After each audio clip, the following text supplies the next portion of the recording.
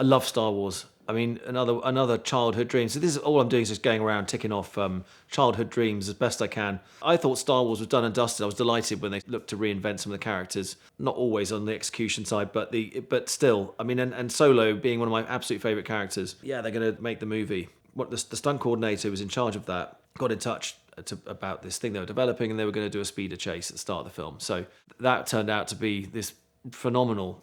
We basically took over a retired energy plant down on the south coast of England, Fawley Power Station, that looks kind of space age because that's how everything looked in the 70s. Anything that was built out of concrete, it looked like a UFO had landed, with crazy windows and everything. So that was used as the base for a TIE fighter factory, through which Solo was, being pursued, I can't remember, by some sort of goblin thing with this crazy, looking head and yapping dogs with sharp teeth in a land speeder, which effectively was a rally car, completely bespoke underneath it. So it's a four-wheel drive system using rally suspension and differentials that meant you could be in four-wheel drive, and at a flick of a switch, which was on the hydraulic handbrake, you could flick it to front-wheel drive, rear-wheel drive, or four, which meant you could throw these incredible shapes. So you could completely rotate it. You could start front-wheel drive, do a reverse flick into rear-wheel drive, and just sort of move it around like a hovercraft and pull off these huge drifts, which the four-wheel drive would let you have. We had a V8 engine in the front. I think it was a Chevy small block, which was just wonderful, like linear power, really easy to control, and beautiful suspension though. So you could jump this thing and land it, and it just like landing on a cushion. So it was a beautiful bit of kit. We did the early testing with it looking like a four-post bed, just sort of bare chassis, which again, space frame, welded frame. And then the art department, so you dress it to make it look the real thing, and then you are sitting in a proper land speeder, and you've got all the controls, all the dashboard, Solo's lucky dice dangling from the mirror, wearing all the kit and stuff, was epic. And I think we smashed through a roadblock, and a robot got bit the dust, and a bunch of other crazy stuff, a lot of wheel banging with the bad guy. But there was some tight spaces in terms of actually executing it. The floor in that power station was such a sort of rugged environment. It had never been cleaned. So all the swarf material, oil, metal swarf, and everything like that sort of built up this unusual surface. So you each time you go to a racetrack, you kind of kick the floor, you get a bit of a feeling. There's, it's going to be within a few percent of the last place you went to. This place was more like a sort of indoor arena. There were moments where the tyres would bite and grip, others where you would completely lose the front end and end up skating towards a really solid piece of metal.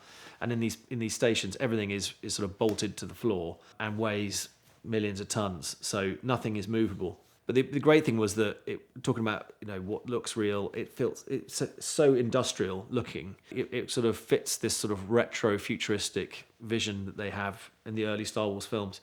So it really felt like you were, in a huge. It wasn't just driving on a bare open airfield and then that being transported into outer space.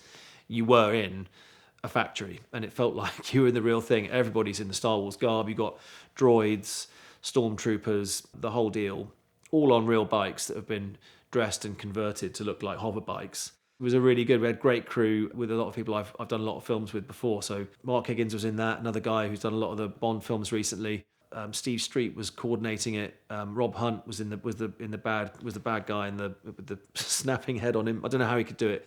He was driving this huge truck thing with really difficult compromised vision and a massive helmet on top. I tried it on for size once. How he saw where he was going in that was a miracle, and not hit anything. So there was a lot of really tight spaces, but really, really fun. And one of those that when you see it fully dressed, obviously they then add in things like the Star Destroyers that are in the sky. But everything on the ground was pretty much what we shot, which is quite cool. First film I did where we had a really modified machine that was completely written on the back of a packet, was Chris Dolan's Tumbler, the Batmobile. So I joined for the third film, Dark Knight Rises. George Cottle had developed that car, which was designed by a guy called Andy Smith, the special effects team.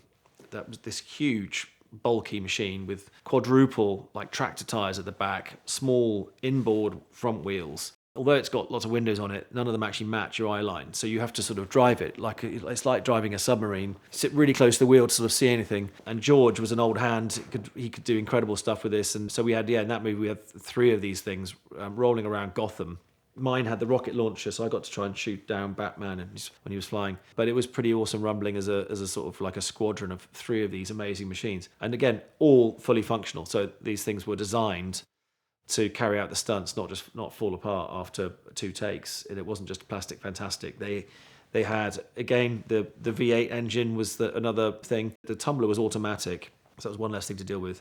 But yeah, the visibility was something else. But they could do jumps, they could drift, they could do all kinds of cool stuff. But the speeder on Solo was far more nimble. That's probably the best sort of, if you like, ground up SFX stunt car I've driven. I've just worked on the Ferrari movie.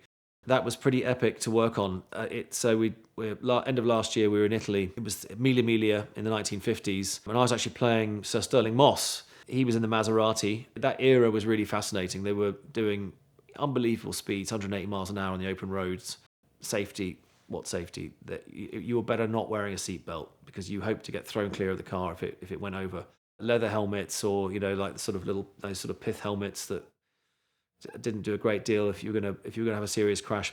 So the racing was really incredible, and the characters that were pitted against each other were really fascinating, and the way that they were, particularly with Ferrari.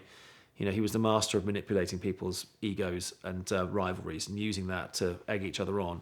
And you still see that in racing teams now. There's always a different ethos and the way a team is run. You can set people against each other and motivate them that way, or you can find other ways to encourage people. But Ferrari's way was definitely to sort of spice things up by getting them to challenge each other.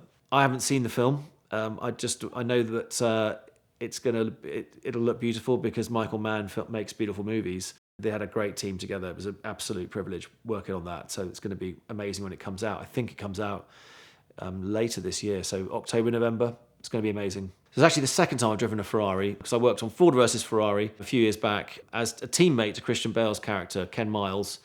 So I was playing Denny Hume in the Ford, and occasionally jumping into the Ferraris. It was, obviously, that was another major sort of title fight. That in the 1960s, it was 1966. Matt Damon playing Carroll Shelby. That was pretty mega, because the cars looked, as they did in the other film for a Ferrari, to look at, absolutely identical to the originals. It was really amazing. Very high speeds again. The Le Mans in those days, the Mulsanne straight was straight and had an incredibly fast kink.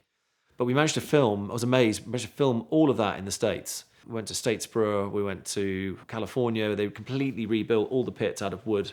We totally recreated Le Mans in America. So there you go. It goes to show that we could maybe stage something in the US and do a 24-hour Le Mans of the United States. The detail on the exterior didn't quite match what was on the inside of those cars.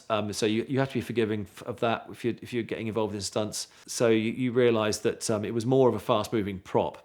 But they were a lot of fun, and we had a lot of top-line racing drivers in it. So in the stunt crew, people I knew from Le Mans or from Pikes Peak, drift champions. We had a really, really strong team with Robert Nagel, who's famous for coordinating Baby Driver, and Darren Prescott running the second unit. So they really choreographed it so tightly that you always knew each morning what the plays were. It was kind of like an NFL team. It was all written, these written down with who's going to go where, and you go off and do it. The cool part with that is, from a racing background, you're used to having to make it up quite quickly at the first corner, but if you've got notes, then you can kind of cheat and still make it look like it was desperately late and last minute. Hey, I'm Ed Bolian from VINwiki, and recently I accidentally bought another manual transmission LP640 on Cars and Bids. Unfortunately, I was bidding with money that I did not immediately or very easily have, and so my first call was to Premier Financial Services. The simple lease from Premier Financial Services is the most powerful tool in the world of exotic car financing. You get all the benefits of a traditional loan, like the ability to accumulate equity, pay it off at any time, and see exactly where you stand with an amortization table, but also all the great things about a lease, the tax treatment, the low payments, and things like that. So check out Premier Financial Services at the link in the description below to thank them for their support of VINwiki and to find out just how easy it can be to afford your dream car with Premier. Or another one if that happens to you.